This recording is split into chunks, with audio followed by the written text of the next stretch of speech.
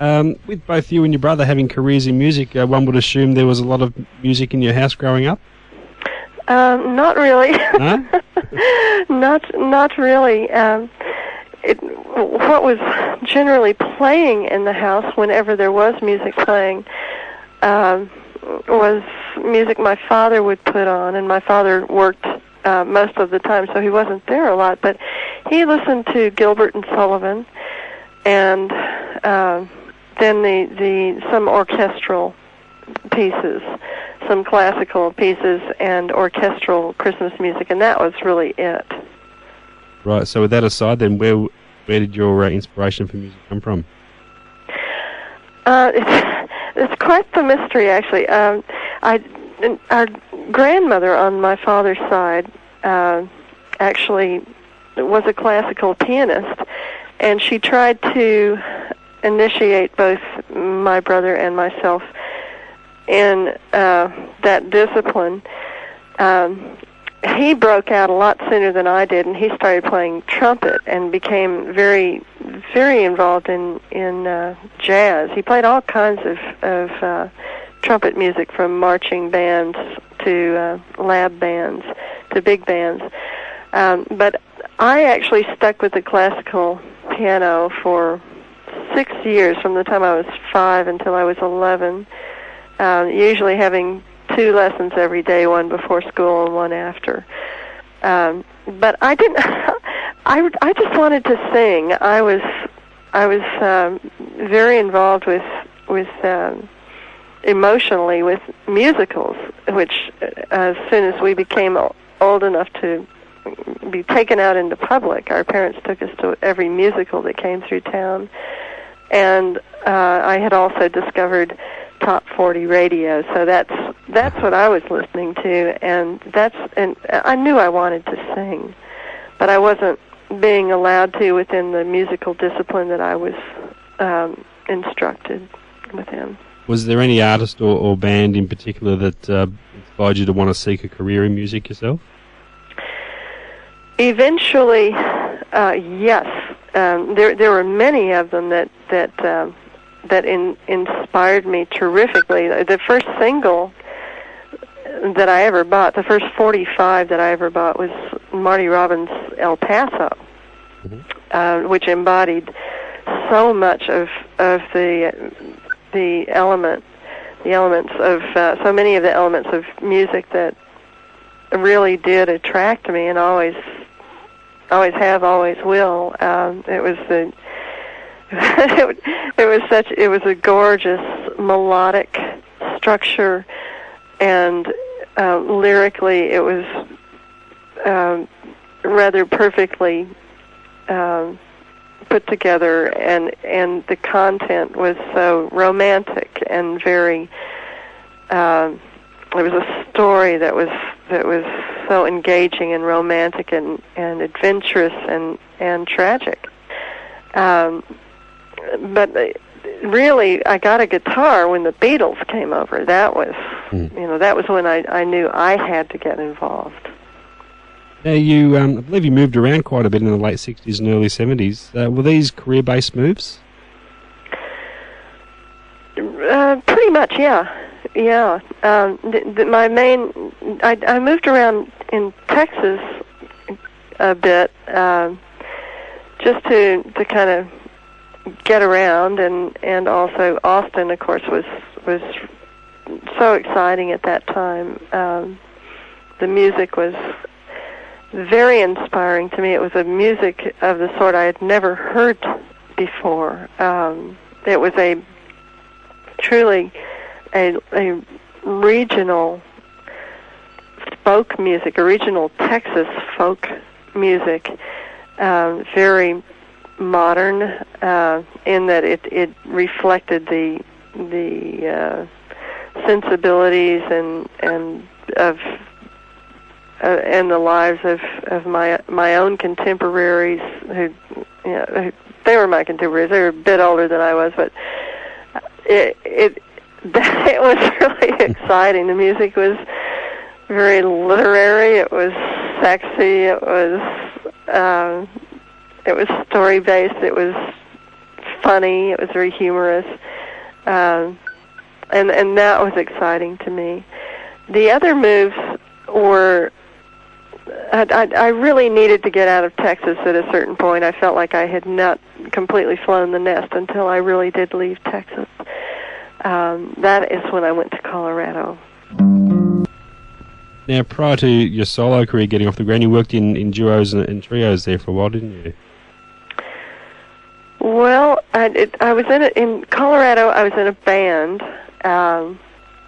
which was, I was thrilled to be in this band. There was so much talent within these three other musicians that I had banded with. There were, including myself, there were three singers, songwriters, and musicians, and then there was a bit of a wunderkind younger fellow who was a bass player, who also sang and was just really could do anything. He was a genius. He was also a guitar player. That was a very exciting group to be involved with for me. It was so extraordinarily musical, and there were many. The idea of four-part harmony being available is always thrilling, but that did not last long. The other woman in this quartet had played for many, many years with one of the men, and they really just didn't want to work together any longer at that point. So she and I broke off, and we became a duo. We worked together as a duo, and since then, it's just been me. Now, I believe one of your first touring experiences was on the road supporting Muddy Waters, is that right? Yes, the first tour that I did in support of my first CBS album, my first Columbia album, was a tour of the rock clubs in the U.S. with the Muddy Waters Band, and that was thrilling. It was great to be able to hear him in this wonderful band every night, at least once a night, usually twice a night, and I opened solo for them, yes. Coming up, did you see that in him as well? I saw so much in him. He was just a wonderfully generous musician. He was one of the most generous performers I have ever run across. He would invite anyone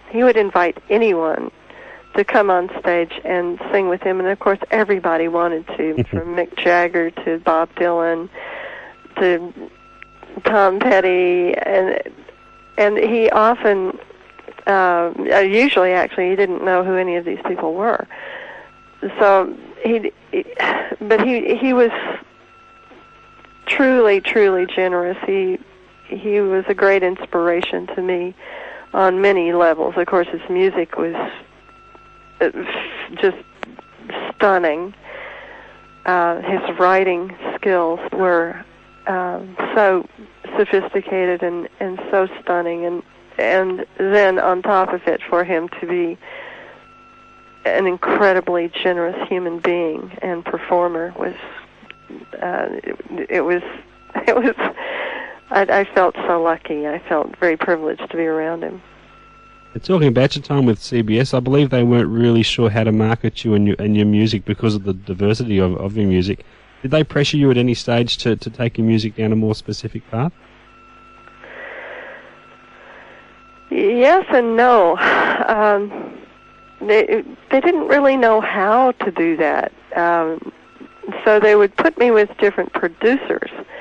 And the producers were, some were more adventurous than others. One of the most adventurous producers that I was put with during that period was the first producer I worked with, who was Billy Sherrill in Nashville. And at the time, Billy Sherrill was autonomous at CBS Music. At CBS Records, he basically ran that label, both Epic and Columbia. He was interested in me as a singer, but also because he was used to topping the country charts with Tammy Wynette, George Jones, Marty Robbins, etc., etc. But suddenly, this new kind of country music was kind of knocking him off the top of the charts on occasion, knocking his artists off.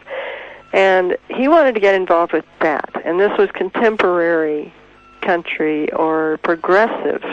At the time it was known as progressive country or country rock. And this is why I was sent to play for him and audition for him to see if he actually wanted to try to produce me. And when I played for him, he said yes. I sang for 15 minutes. I sang 3 original songs in a hotel room for him, and word came back that he did want to produce me. Now, of course, I assumed that he wanted to produce me singing my songs. But as it turned out, when we got in the studio, my songs, which are at the time were and still are sort of folk music based and a bit more complex in certain ways than the country music of the era. He had less of a sure hand at approaching, and I found him to be very adventurous and bold, actually, to go there at all. He hired an entirely different type of musician and type of band, per se, for the sessions that would involve my songs. And these were people like Norbert Putnam, Buddy Emmons, on and on, who were known for doing other kinds of music. But in truth, my songs did not come out as well as the other songs, which he was so very astute at knowing how to produce and putting on records. So they didn't actually show up on the record. And later on, he told me that he'd always hated folk music. And I thought, oh wow, we sure went into this with a couple of different ideas. But he was wonderful. We recorded a song from one of my favorite musicals that I grew up with, which was Showboat, and we did Can't Help Loving That Man. He was great. He would try anything, and that's what I most enjoy and admire in a producer. Now, after your time at CBS, I believe you spent some time touring around as a backup singer for other artists, is that right? I was involved with 2, one, at first, of course, management contract that I needed to get out of, and the individual would not let me out of. And then I got involved with another management contract, having understood that the first manager would let me go if I did that, and then neither of them would let me go. So I had a couple of years to wait out contracts, and that's when I went on the road as a background singer. Looking back now, how important was that time, do you think, to you, in terms of taking stock of where you wanted your career to go from that point? I'm sorry, say that again? Looking back on that time now, how important do you think that period was for you in terms of being able to have that time to take stock of where you wanted your career to go? What that period was about, for me, like the most useful aspect of that period for me was working within someone else's band and observing on a daily basis what is involved with taking care of a band on the road, because eventually I certainly did that for a while. So in terms of where I wanted my career to go, it really didn't have much bearing on that. Now, since your time at CBS, I guess it's been probably far more satisfying for you as an artist to be with labels that tend to specialise in the type of music that you probably have a better understanding of the directions you want to go there. Yes. Now, there was another label that I did get involved with, but it was yet another album that was not released. I started 6 albums for Columbia Records. I finished 3 and 2 were released. Then, after I waited out these management contracts and my CBS contract was over, I made a deal with an MCA label that was based in Texas. This label hit a ditch. This was in the early 80s. This label hit a financial ditch fairly early, and then they went broke, and my album was not released, which actually I consider to be a blessing. And I had really been produced by probably the most wrong producer for me. So I'm glad that record never came out. It was after that I began making records on my own. The first one being Walking on the Moon, and then licensing the record to different record labels around the world. But it's not. You'd be surprised at what actually happened. I approached Rounder Records with this label. With this record, Walking on the Moon. And of course, at that time, Rounder Records was, although they had a fairly deep catalog at the time, they were a fairly small operation in Cambridge, Massachusetts, and known for folk music. Well, they told me they were very interested in licensing Walking on the Moon, but it was too bare for them. It was just 2 acoustic guitars and 1 voice. And this is before the, quote, unplugged, unquote thing happened. So even Rounder told me, well, we'd like to maybe think about putting a bass on some of these tracks, maybe a mandolin. And I said, no, this is the record. Either you want it or you don't want it. And given those choices, they said, yes, we do want it. But because it was so stripped down, so bare, so acoustic, so, quote, unplugged, unquote, and that was an unfamiliar, that had not been done since the 60s. They were uncertain about it. So this is why, for years after this, I really would make a record and then license the record to different record companies around the world. That went on for several years before I actually made an agreement to sign a deal with a record company, an independent label again. I really feel that I had been so burned out with the idea of signing a contract binding me to any particular label that I simply didn't want to do that. I found that any label, it almost didn't matter who they were going to try to involve themselves in the music. And that's what I successfully avoided by making the records on my own. Another area you've dabbled in over the years is movies. You've had some acting roles. Is that something you'd like to do more of, or do you actively seek out that kind of work? No. No, I'm not an actor. I'm really an awful actor, and I don't enjoy it. I did get involved with 4 different films over the years, and really they all just kind of came to me through the,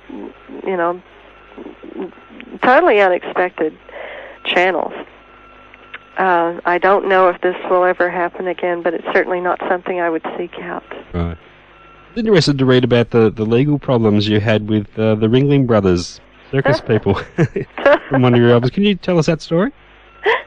Well, the first CD of mine, which Tom Russell and I co-produced, is one of my all-time favorite records that I've ever made. It's called, we either wrote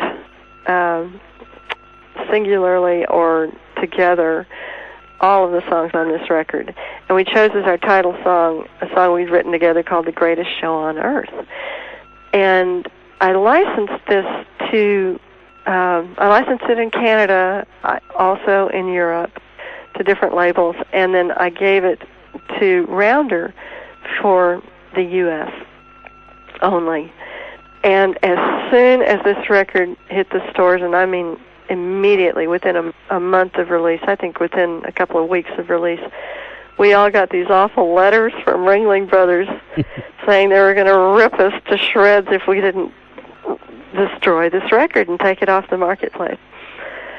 And I was horrified, and of course I didn't understand this at all. I thought, oh, well, I'll just offer them the publishing, my part of the publishing on the song, and that'll be it.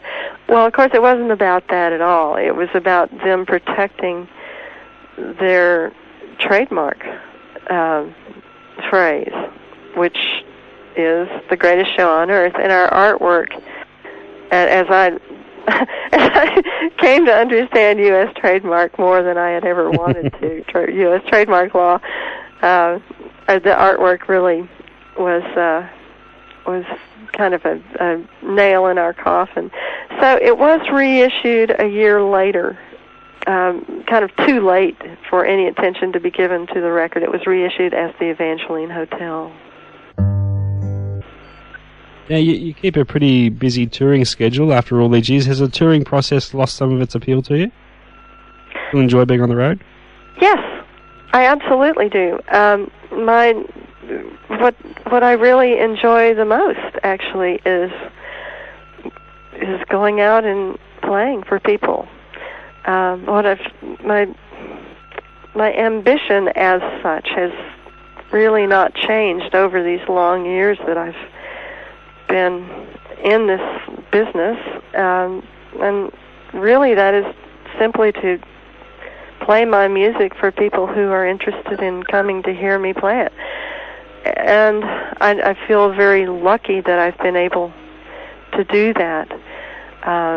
It really was not until I started making records on my own that I also began developing these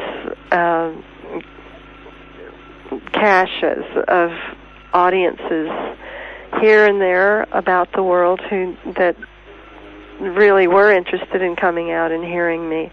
Prior to that, I'd mostly been sent out on the road as a solo act to play in front of huge crowds that were there to hear enormous acts. And I never really had the kind of cadre of business people who did what it took to help me build my own audience, which is you go back after a big show opening for someone else, you go back into a smaller venue and fairly shortly thereafter, and some of the people who saw you might be interested in coming out and hearing you. Well, that never happened. That was why I made so many changes in my business in the early 80s, late 70s. Now, you're an artist whose music is, I guess, difficult to categorize for those who like to do so, to like to place labels on music. Have you been amused by some of the labels and categories some critics have placed on your music? Oh, not really, because I feel that my music really belongs in all of these different categories. It doesn't belong in any one of them solely.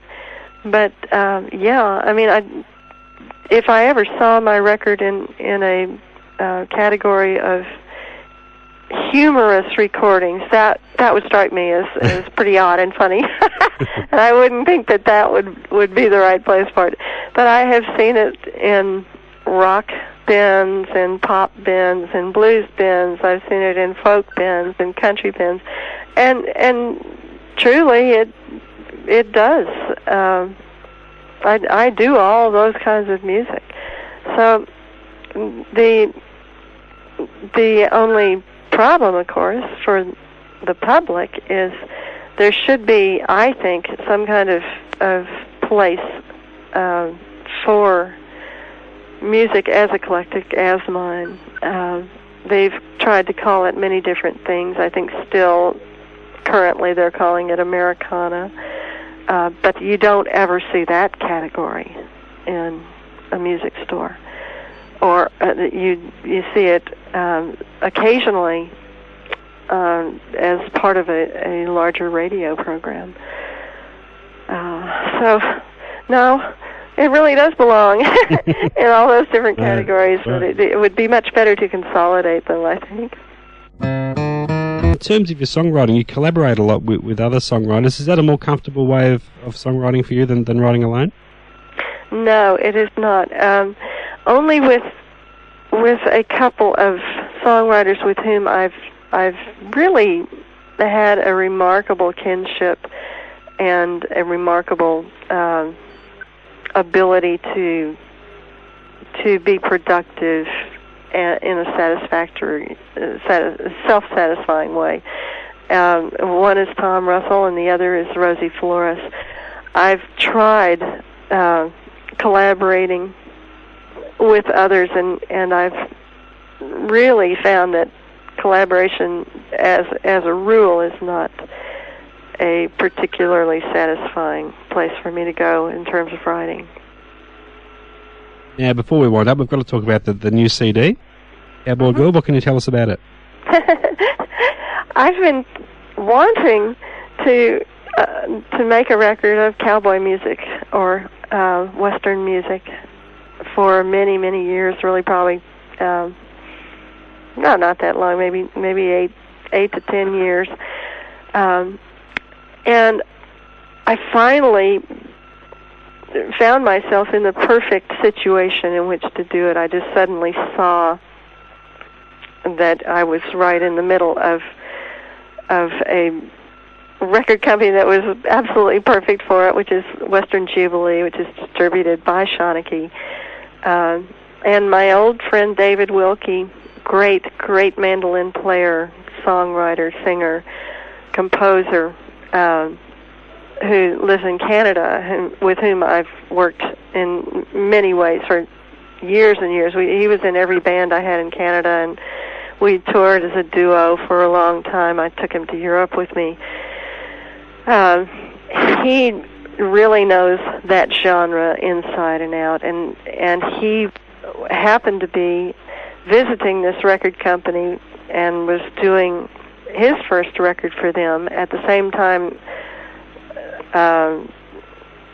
that I happened to be in the town, and I was talking with the record company about some agency matter and doing some performances there. So I just suddenly realized, oh my goodness, this is it. You know, I really need to see if these people would like to get involved with making this kind of record with me right now. I did, and they were. I happened to be signed to High Tone Records at the time, so I just made an agreement with them to go ahead and do this as a special project, because it was just so perfect, and I really wanted to do it. And I was so pleased with the entire process, learning the songs that David was interested in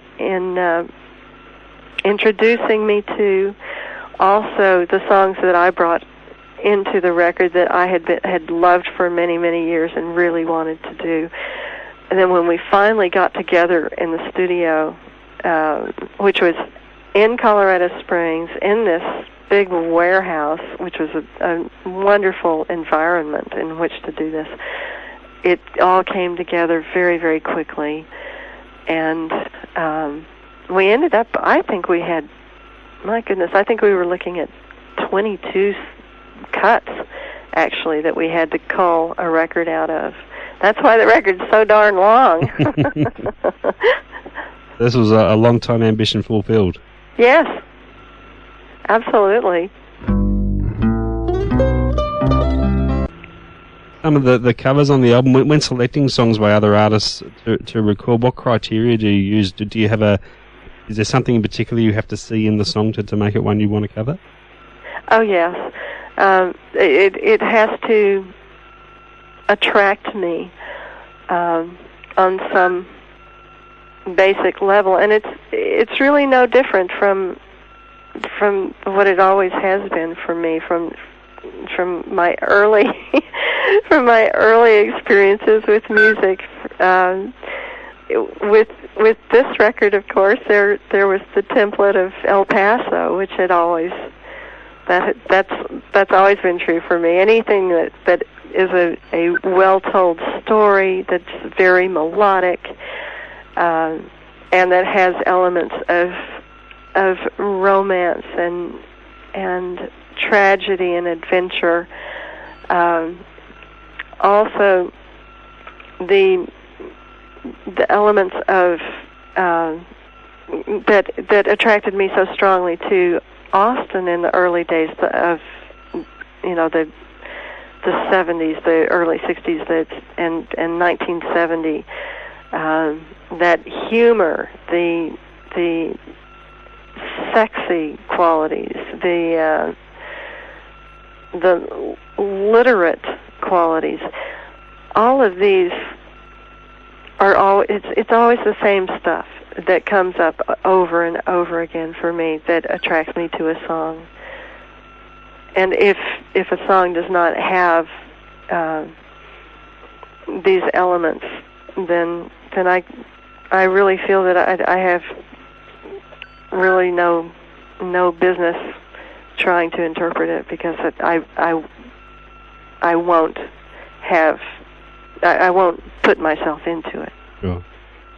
Now, with that ambition out of the way, are there any other particular styles or types of albums that you'd like to tackle? Yes. There's one that I've thought about for some time, and at some point this will happen. I think it will be like the cowboy record, in that I'll just have to see the right situation for it. But it's something that I tend to call folk torch, and you can see pieces of it on certain records. For example, on Angel Town, You Don't Know Me, and that wonderful, wonderful old Cindy Walker song, and then the Cole Porter song, Miss Otis Regrets. Both of those are right down that alley. They're accommodated by me, of course, to my own guitar style and vocal style. So they're a bit different from the traditional ways that they've been performed in the past. And they're very they're basically tracked on acoustic guitar and vocal. There are also, I would like to reapproach Can't Help Loving That Man, that piece from Showboat, in that same manner, which I do perform on the odd occasion. And there's a song that I've written that's directly in that line. So I see making this record at some point, and I look forward to it. Tremendous. Well, Katy, got to thank you for your time. It's been a pleasure speaking to you, and fantastic to speak to someone who's still bursting with enthusiasm about their music, and Thank you, John. Still crossing new musical territories after all these years. It's fantastic. Well, I appreciate your interest so much, and thank you so much for giving me this time with your audience. I'm very grateful. It's been my pleasure, and we'll keep our fingers crossed. Maybe we'll see you down here one day for a tour. It'll be great. That'd be fabulous. Okay. Take good care. You too, Katy. Thanks a lot. Okay. Ta-da. Bye-bye.